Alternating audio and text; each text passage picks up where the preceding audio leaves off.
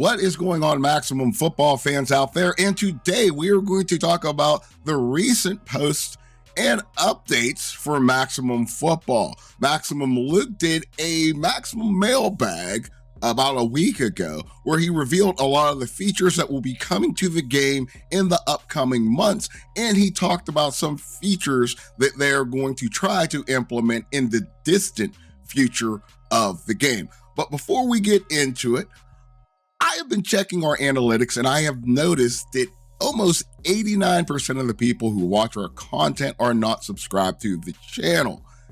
It's a small gesture and it costs you nothing and it helps us out tremendously here at the channel. So if you could like and subscribe, it will be much appreciated. And remember, it costs you nothing. But without further ado, let's get right into the video. Okay, so the way that we're going to do this is we are going to start with the most recent update, then we're going to work our way all the way back to the Maximum Mailbag, where Luke did cover a whole lot of details and a couple things that I knew about, but I thought they abandoned. But first off, they started with this right here, and it is pre-snap reads are getting deeper with defensive hot routes. In next week's update, you'll be able to adjust individual defensive assignments before the snap, disguise coverages, shift responsibilities, and counter what's coming. This is a feature that has been available in Madden for a long time. Now it is coming to Maximum Football, so you can see they're slowly taking their steps to get to where the game needs to be. Now, the update that they posted on their X page before that was Dynasty mode is about to get more stylish. In next week's update, you'll be able to choose alternate jerseys before each game, rep your team your way.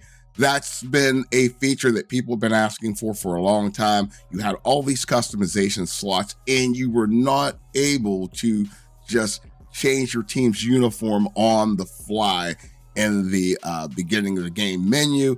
And also in Dynasty, you had no control over what uniform that you wanted to wear that game, which is very frustrating in a game that touts customization as its biggest thing.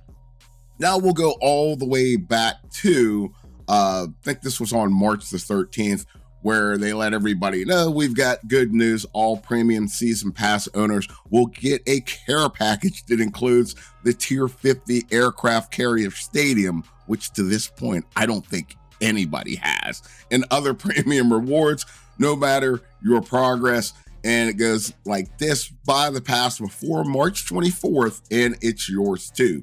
Rewards will be delivered at the end of the season. Season 2's coming soon with better pacing plus rewards. Thank goodness, because I mean, I was playing this game like a madman and I'm still a long ways away. I think I'm at like maybe tier 40, so I still have 10 tiers to go to get the aircraft carrier, which was one of the cool features of the season pass, and nobody has it. So that's kind of crazy. So let's talk about the Maximum Mailbag and a couple things that Luke went into in the Maximum Mailbag.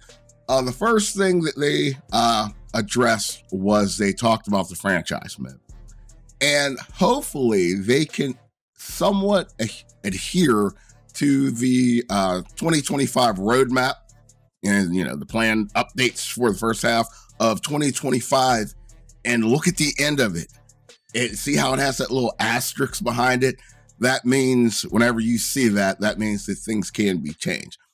So the things that he went into detail about was the weather, you know, and it looks like the weather will be coming in the first half of this year, but he stated that the weather will not impact the game. It will just be there for aesthetics. You know, it won't have any impact. You're not going to slip on the snow. The ball's not going to be harder to handle in the rain. It's just there for the visuals of it.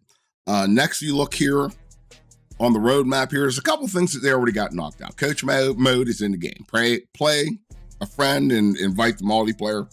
It's in the game.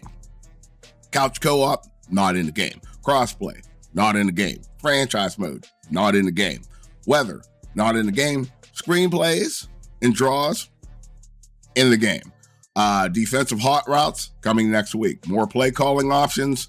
That's a constant work in progress. Team and roster share, not in the game yet. UI adjustments for roster management. They've tweaked that somewhat. Quality of life improvements. They're working on that. Online matchmaking improvements. Yes. Animation system. That's a major one. It's going to take time. I can see where they're going with this. What a lot of people don't get, and honestly, it's one of my pet peeves.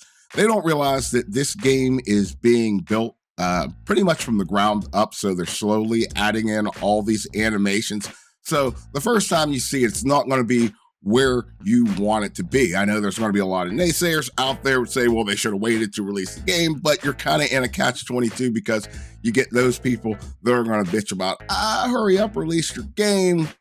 And, and then when they release it, they start, so it's, no matter which way you go, you're going to get screwed. But just like I always say, I'm a patient person. I know that the animations are going to get there over time. You start with the basic structure and you just start fleshing things out. It's just like drawing a picture. That's how it goes.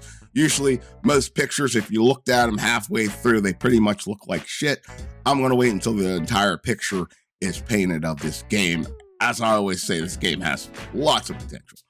But the next thing that we covered here on the channel, and this is almost 3 years ago, is their 6 versus 6 and 11 versus 11. This is before ESG got all the steam. ESG was still in development at that time, but we just hadn't heard about like we have now.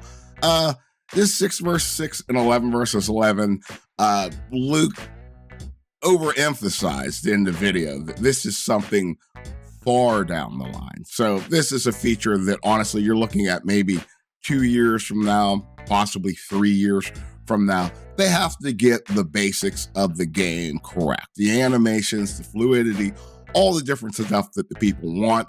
And unlike other games, it's not a yearly release. So, hold your horses. Some of you guys might step away and come back to the game and play it, maybe a year later, you'll see a lot of improvement. But I want to emphasize this, that everything has its inception point and where it starts. And the only way the game's going to get better is if people out there keep on supporting this title. They're going to make changes to the game. They're going to add a different way how packs operate and all that jazz, but they can go only as far as the support that they get from the community. And it really doesn't help out when you're an upstarting development company or upstarting team and you don't have that support and you have everybody throwing rocks. It's one thing to criticize, it's another thing just to throw rocks. But that's where they're headed with Maximum Football. Figured I'd give you guys this video. Like always, I have my personal channel where I will go into much more detail about all these features, but just to keep it relevant, figure I'll let you guys here know what's going on. There will be a link to my personal YouTube channel in the description of this video. But until next time, Smoking Jay, and I will see you either in the ring or on the field.